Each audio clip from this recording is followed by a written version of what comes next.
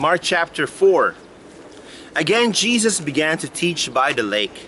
The crowd that gathered around him was so large that he got into a boat and sat in it out on the lake, while all the people were along the shore at the water's edge.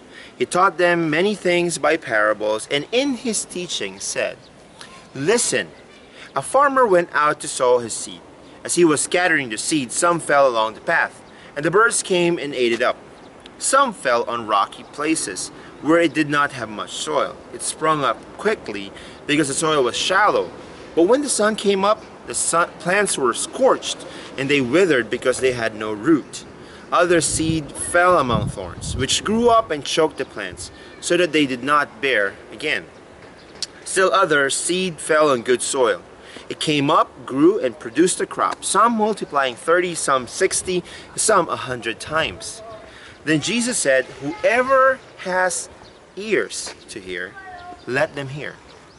When he was alone, the 12 and the others around him asked him about the parables.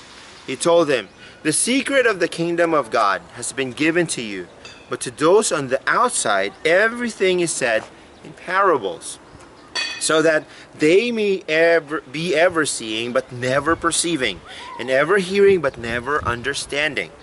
Otherwise they might turn and be forgiven." Then Jesus said to them, "Don't you understand this parable? How then will you understand any parable? The farmer sows the word. Some people are like seed along the path where the word is sown.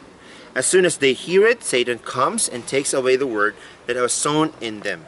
Others, like seed sown on rocky places, hear the word and at once receive it with joy. But since they have no root, they last only a short time. When trouble or persecution comes because of the word, they quickly fall away. Still others, like seed sown among thorns, hear the word, but the worries of this life, this deceitfulness of wealth, the desires of other things, come in and choke the word, making it unfruitful. Others, like seed sown on good soil, hear the word, accept it, and produce a crop, some 30, some 60, and some 100 times what was sown." He said to them, "Do you bring in a lamp to put it under a bowl or a bed? Instead, don't you put it on its stand? For whatever is hidden is meant to be disclosed, and whatever is concealed is meant to be brought out into the open. If anyone has ears to hear, let them hear. Consider carefully what you hear," he continued. "With the measure you use it will be measured to you, and even more. Whoever has will be given more. Whoever does not have, even what they have will be taken from them." He also said, "This is what the kingdom of God is like. A man scatters seed on the ground. Night and day, whether he sleeps or gets up, the seed sprouts and grows, though he does not know how. All by itself the soil produces grain, first the stalk, then the head, then the full kernel in the head. As soon as the grain is ripe, he puts the sickle to it, because the harvest has come." Again he said, "What shall we say the kingdom of God is like, or what parable shall we use to describe it? It is like a mustard seed, which is the smallest of all seeds on earth.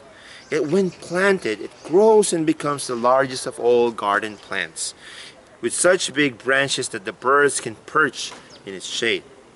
With many similar parables, Jesus spoke the word to them, as much as they could understand. He did not say anything to them without using a parable. But when he was alone with his disciples, he explained everything. That day, when evening came, he said to his disciples, "Let us go over to the other side." Leaving the crowd behind, they took him along just as he was, in the boat. There were also other boats with him. A furious squall came up, and the waves broke over the boat so that it was nearly swamped. Jesus was in the stern, sleeping on a cushion. The disciples woke him and said to him, "Teacher, don't you care if we drown?" He got up, rebuked the wind, and said to the waves, "Quiet, be still." And the wind died down, and it was completely calm. He said to his disciples, "Why are you so afraid? Don't you still have no faith?" They were terrified and asked each other, "Who is this? Even the wind and the waves obey him."